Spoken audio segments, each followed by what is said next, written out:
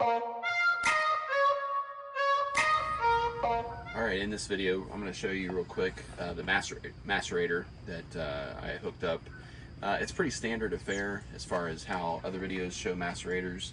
The only thing I did differently is I'll show you here in a second how we actually power off of the Armada, our tow vehicle. The connection on the back is for the DC to DC charger, but it will work as a 12-volt power source as well. One of the things that I did here is I ended up putting the macerator in just this watertight bag or weatherproof bag, because there is going to be undesirable things that are going to be collected in the pump, and so you do want to kind of make it where it's not going to make a mess within your compartments, and you're going to want to wash this out every once in a while. So here's the macerator pump. On the end here is the Air.stream plug. These are 30 amp plugs that come really in handy. You can add the covers to them just to kind of keep the contacts clean. They are a crimp style plug, and then I just use some 10 gauge wire to make an extension to the pump itself. If you haven't seen these pumps before, there's lots of good videos about it just to show how people use them or even how you set them up. One of the things that's commonly put on these pumps is this clear elbow here. First off, it takes a lot of strain off of your sewer connection, your bayonet style sewer connection, and also you're able to see what's coming out of your tank that way. The valve here is actually for your flush, so if you're doing something other than just your gray tank, you can have water running before you open your black water tank valve. That way it will flush out more efficiently. It'll feed the pump also as well, and it will flush your hose out, so you can actually close your black tank, continue to flush this with fresh water, and that will flush out your RV hose as well, your RV sewer hose. One of the other things that I seen that somebody added, so I'm kind of putting together multiple aspects of what I'd seen collected from other videos, is this little water bandit that kind of gives you like a flexible source here that you can put this would be the outlet of the hose, and I'll show you that in a minute. So let's go ahead and get started. Next thing I'm going to show you is over there on the actual Air.stream RV connection side.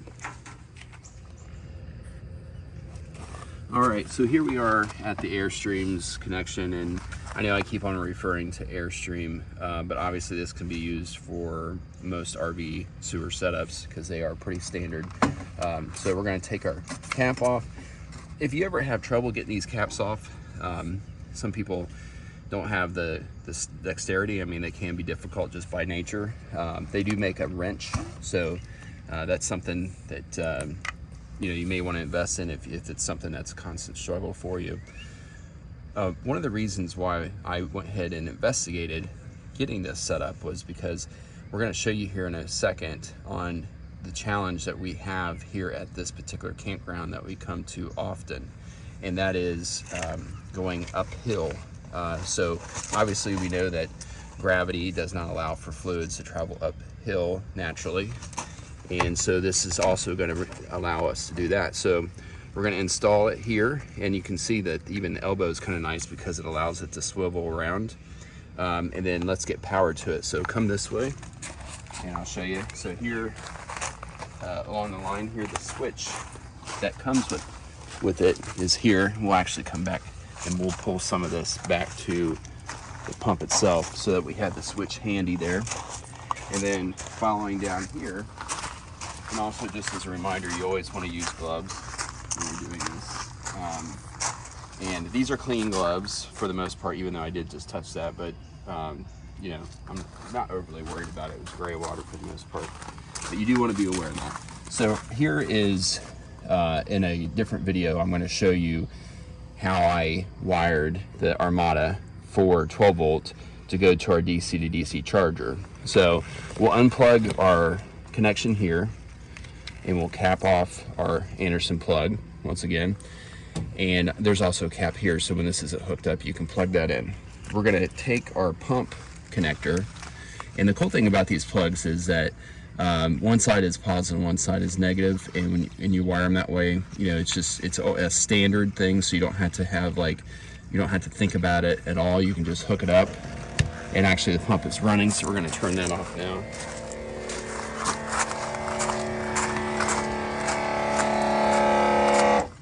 So yeah, I must have left the switch on or it got bumped in the bag. All right, next thing I'm going to show you is hooking up the hose.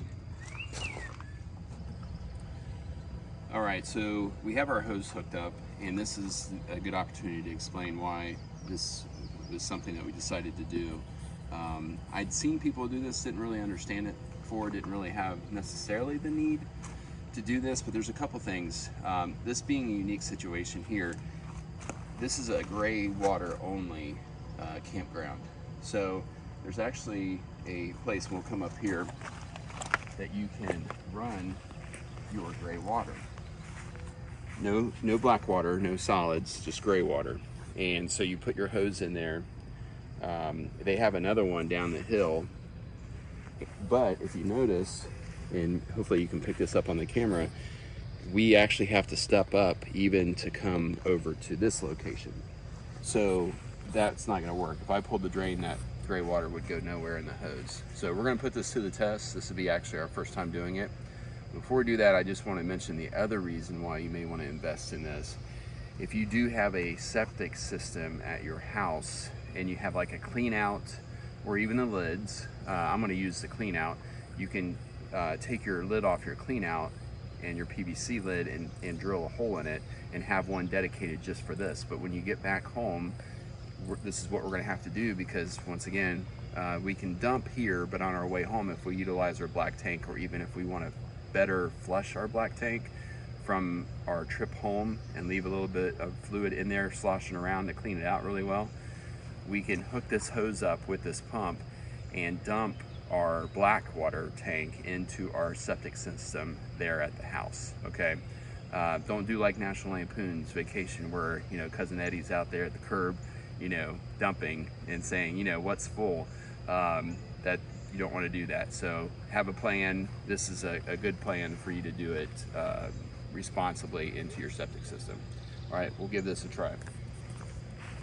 Also, one thing I did want to mention was the hose here. I'm going to show it. We don't have any affiliate links. We don't have an affiliate program with Amazon, not sponsored. This is a 0G hose, once again not sponsored. It is the larger of the hoses. I figured since I'm going to be running it across grass at times, that it being bright like this is actually a pretty good idea. I could only find the bright green one on there, but it's the larger of the diameters. And the reason why we want to make it the larger of the diameters is because pretty obvious that even though this is going to do a good job of chewing up your solid waste, to put it nicely, this is going to have a larger diameter, and that's pretty well proven with most people on the videos, that they say that the pump will actually overheat if you don't have the larger of the two diameter hoses, garden style hoses, to push those solids through. So all right, without further ado, let's get this going. I'm going to go ahead and pull my drain, and that is, once again, that is our gray tank that we're running. And so here goes the pump.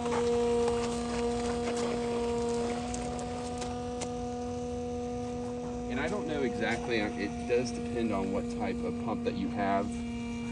Will depend on the difference in the amount of lift that will actually accomplish. So we haven't quite made it there yet. And I think we're just about there. So we're gonna hold this on here to keep it from spraying out.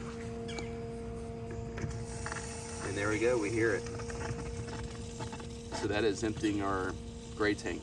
It was at 50% after one night, because we like to shower. You gotta be clean. So yeah, it's pumping out nicely. And with 50%, I'm gonna hold this on here just to make sure it doesn't come out.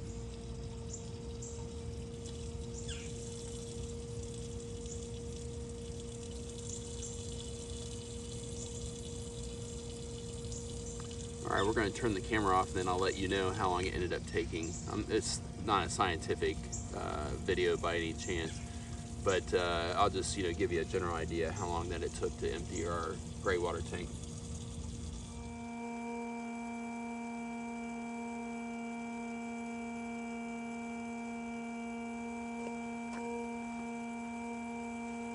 We're gonna show you. We actually reconfigured the hose so that it's a nicer, flake down on the gravel. Because we're gonna leave this in place unless obviously if they need to mow. But that is the nice thing about it being bright green and not black. If somebody needs to mow, they can clearly see it. It looks like we're empty, so we'll go ahead and close our valve there and shut her off. And then we're gonna leave it set up just like this. So, tomorrow morning, I'll empty it just the same, and I'll leave it. The vehicle is plugged in,